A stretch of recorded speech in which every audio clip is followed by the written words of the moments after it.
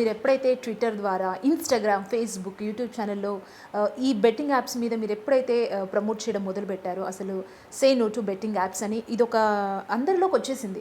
So ఇప్పుడేమవుతుందంటే కొంతమంది influencers బయటకొచ్చి sorry నేను తెలియక చేశాను. ఏదో తెలియక నేను బెట్టింగ్ యాప్స్‌లో పెట్టాను. ఇక నుంచి ఎవరు ఇది పెట్టొద్దు. ఒకవేళ ఎవరైనా బెట్టింగ్ యాప్స్ చేసే వాళ్ళని అన్‌ఫాలో చేయండి అంటూ కూడా వీడియోస్ కూడా వస్తున్నాయి.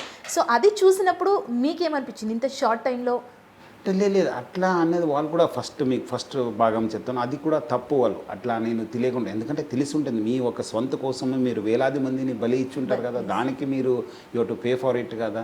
మీరు దాని ద్వారా ఎంత సంపాదించారు, ఏం చేశారు అనేది కూడా బయటపడాలి. సెకండ్‌కు ఏమైందంటే అట్‌లీస్ట్ పబ్లిక్‌లో తెలిసింది వాళ్ళకు. ఇట్లా సోషల్ మీడియా ఇన్‌ఫ్లుయెన్సర్స్ దాంట్లో కూడా 2 భాగాలు ఉన్నారు. కొంతమంది మంచి చేసేవాళ్ళు ఉన్నారు.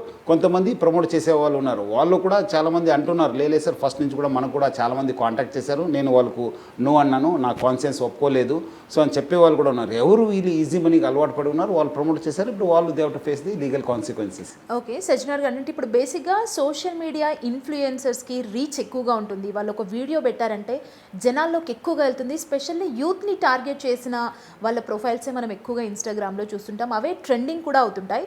సో ఇట్లా బెట్టింగ్ యాప్‌ని ఎవరైనా ప్రమోట్ చేస్తే మనం వాళ్ళ మీద కేస్ ఫైల్ చేయొచ్చా? ఇలాంటి ఆప్షన్స్ ఏమైనా ఉన్నాయా? డెఫినెట్లీ. ఎందుకంటే ఇప్పుడు ప్రమోట్ చేయడం అంటేనే అది ఒక ఇల్లీగల్ బిజినెస్ చేసినట్లు, ఒక ఇల్లీగల్ యాక్టివిటీ చేసినట్లు. డెఫినెట్లీ ప్రివెంట్ చేయాల్సిన బాధ్యత పోలీస్ పైన ఉంది, ప్రజలు కూడా బాధ్యత ఉంది.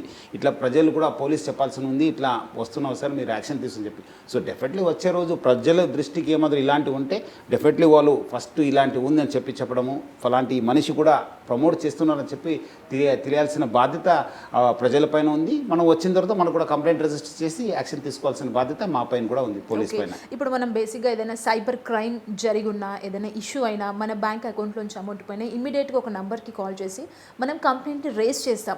ఇట్లా బెట్టింగ్ ప్రమోషన్స్ మనం చూసినప్పుడు కానీ మనం ఒకవేళ కంప్లైంట్ చేయాలి అంటే అలాంటి సోర్స్ ఏదైనా తీసుకురాబోతున్నారా ఫర్దర్గా మీరు ఫైట్ చేసినారా? అంటే ఇప్పుడు మనము అట్లా చేస్తే కాదు కదా, ఇది పోయి ఎవరో ఒకరు చెప్పాల్సి ఉంటుంది. ఇట్లా యాప్ డౌన్లోడ్ చేశాను, ఇంత చేస్తున్నారు అనేది. సో డెఫినెట్లీ వాళ్ళు పోలీస్ స్టేషన్కి వెళ్తేనే బాగుంటుంది.